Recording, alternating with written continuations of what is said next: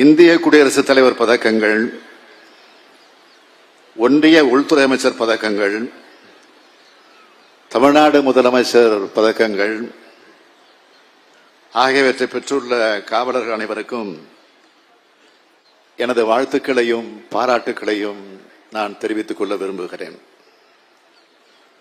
காவல்துறை, ஊழல் தடுப்பு மற்றும் கண்காணிப்பு துறை, தீயணைப்பு மற்றும் மீட்பு பணிகள் துறை, சிறைகள் மற்றும் சீர்திருத்த பணிகள் துறை, ஊர்காவல் மற்றும் குடிமை பாதுகாப்பு படை,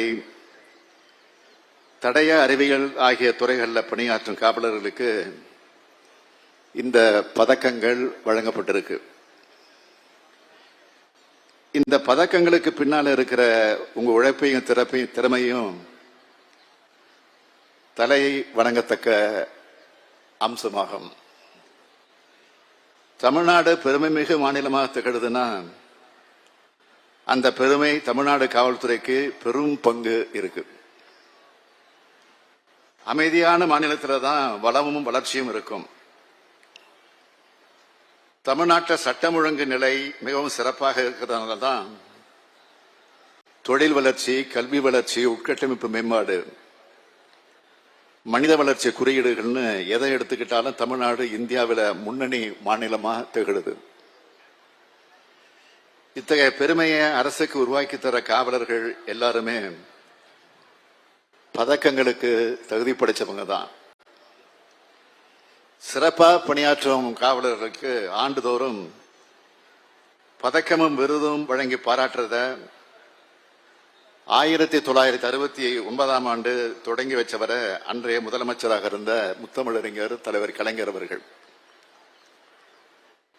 21/8/1969 அன்று அண்ணா பதக்கங்கள் வழங்கினார் முதலமைச்சர் கலைஞர் அவர்கள். பதக்கம் கொடுக்க தொடங்கி 55 ஆண்டுகள் ஆச்சு. ஆண்டுதோறும் அண்ணா பதக்கம் வழங்கப்படுது. காவல்துறை அதிகாரிகள் எல்லாருக்கும் மிகப்பெரிய ஊக்கம் அளிக்கிறதாக அது அமைஞ்சிருக்கு. சட்டம் ஒழுங்கை நிலைநிறுத்தும் பணியில அர்ப்பணிப்போடு செயல்படும் காவல் அதிகாரிகளையும் காவல் ஆளுநர்களையும் நான் மனதார பாராட்டுகிறேன். இது போன்ற பதக்கங்கள் வழங்கப்படுறதும், அதுக்காக விழா நடத்துறதும், இது போன்ற பதக்கங்களை மற்றவங்களும் பெறணும் என்ற ஊக்கத்தை அளிக்கத்தான். கடமை, கண்ணியம், கட்டுப்பாடு என்ற நெறிகளை பின்பற்றி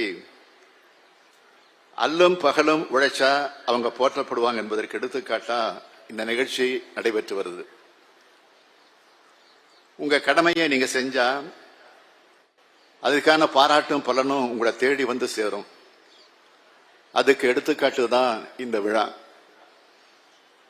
பிரிட்டிஷ் ஆட்சி காலத்திலிருந்து நம்மோட சென்னை காவல்துறை மிக சிறப்பான காவல்துறை இருந்து வந்தாலும் 1970 காவல்துறையை நவீனமயமாக்கும் அந்த பணியை சிறப்பாக செய்தவர் அன்றைய முதலமைச்சராக இருந்த முத்தமிழறிஞர் தலைவர் கலைஞர் அவர்கள். இதை தமிழ்நாடு காவல்துறை ஐஜியா அந்த காலத்தில் இருந்த மரியாதைக்குரிய FV அருள் அவர்களே குறிப்பிட்டு சொல்லியிருக்கிறார். காவல்துறையை நவீனப்படுத்துறதுக்காக இந்தியாவிலேயே முதல் காவல் ஆணையத்தை அமைச்சவர் முதலமைச்சர் கலைஞர் அவர்கள். அதன் பிறகுதான் ஒன்றிய அளவில் காவல்துறையை நவீனமயமாக்கக்கூடிய பணிகள் தொடங்கிச்சு.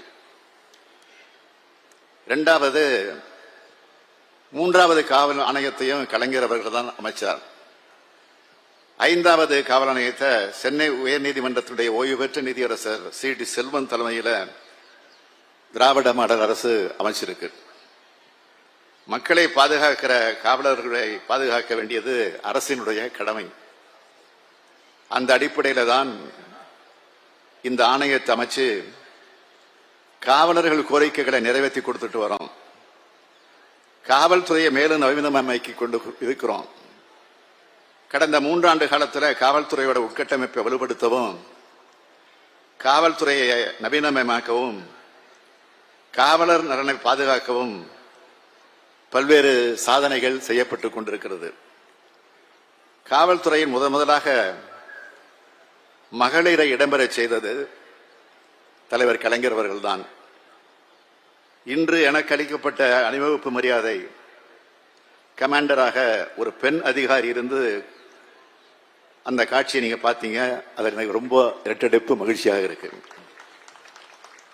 மகளிர் பொன்விழா ஆண்டான இப்போது மகளிர் காவலர்களுடைய நீண்ட நாட்களாக இருக்க ஒரு கோரிக்கையை மிகுந்த மகிழ்ச்சியோடும் மனநிறைவோடும் இந்த நிகழ்ச்சியில அறிவிப்பா நான் வெளியிட விரும்புகிறேன். தமிழ்நாடு காவல்துறையில் பணிபுரியக்கூடிய பெண் காவலர்களுக்கு ஒரு ஆண்டு மகப்பேறு விடுமுறை அளிக்கப்படுகிறது. இந்த விடுமுறை முடிந்து அவங்க பணிக்கு திரும்பும்போது அவங்க குழந்தைகளை பராமரிக்கிறதுல பல சிரமங்கள் ஏற்படுறது தொடர்பா தொடர்ந்து அவங்க கோரிக்கை வச்சுக்கிட்டு வராங்க. அவங்க கோரிக்கை ஏற்று மகப்பேறு விடுமுறையில் இருந்து பணிக்கு திரும்பும் பெண் காவலர்களுக்கு அவங்க பணி மூப்புக்கு விலக்களிச்சு அவங்களுடைய பெற்றோர்களோ அல்லது கணவர் வீட்டை சார்ந்தவர்களோ வசிக்கக்கூடிய மாவட்டங்களுக்கு அடுத்த 3 ஆண்டுகளுக்கு பணிமாறுதல் வழங்க அரசு முடிவு செஞ்சிருக்கிறது என்பதை மகிழ்ச்சியோடு தெரிவிச்சுக்கிறேன். மேலும் பெண்கள் மற்றும் குழந்தைகளை பாதிக்கக்கூடிய குற்ற செயல் பிரச்சனைகளை தீர்க்கிறதுல நம்மளோட பெண் காவலர்கள் மிக முக்கியமாக பங்காற்றுறாங்க. எனவே இப்படிப்பட்ட குற்றங்களை கையாளுறதுல பெண் காவலர்களோட தொழில்முறை திறன்கள் மேலும் மேம்படுத்துகிற வகையில் பெண் கடத்தல் குற்றங்கள், பெண்கள் மற்றும் குழந்தைகளுக்கு எதிரான சைபர் குற்றங்களை விசாரித்து தீர்க்கிறதுக்கு அவங்களுக்கு சிறப்பு திறன் பயிற்சி அளிக்கப்படும். உங்களுக்கு இருக்கிற கடமையும் பொறுப்பும் மிக மிக பெரியது.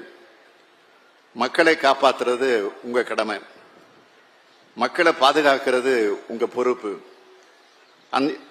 அதை எந்த குறையும் இல்லாம நீங்க நிறைவேற்றி தாங்க என்பதுதான் என்னுடைய வேண்டுகோள்.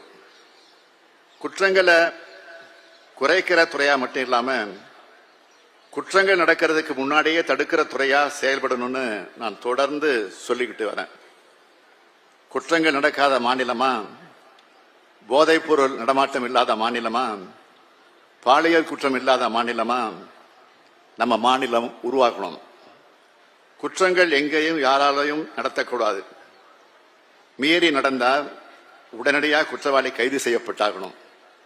சட்டத்தை முன் நிறுத்தப்பட்டு விரைவான தண்டனையை பெற்று தந்தாகணும். இந்த உறுதிமொழியை நான் மட்டும் எடுத்தா போதாது, காவல்துறையின் உயர் அதிகாரிகள் மட்டும் எடுத்தா போதாது, ஒவ்வொரு காவலரும் எடுத்தாகணும். என்னுடைய காவல் எல்லைக்கு உட்பட்ட பகுதியில் எந்த வகைப்பட்ட குற்றமும் நடக்க விடமாட்டேன்னு ஒரு காவலர் முடிவெடுத்துட்டா குற்றங்கள் பூஜ்ஜியத்திற்கு வந்துடும். மனித வளர்ச்சியின் அனைத்து குறியீடுகளையும் முன்னணி மாநிலமா இருக்க தமிழ்நாடு குற்ற சம்பவங்களில் பூஜ்ஜியமா இருந்தாதான் நமக்கெல்லாம் பெருமை. இதுல பூஜ்ஜியமாங்க 100 விழுக்காடு அர்ப்பணிப்புடன் அனைத்து காவலர்களும் பணியாற்ற வேண்டும் என்று கேட்டு விருது பெற்ற அனைவரையும் பாராட்டி மகிழ்ந்து வணக்கம் சொல்லி விடைபெறுகிறேன். நன்றி, வணக்கம்.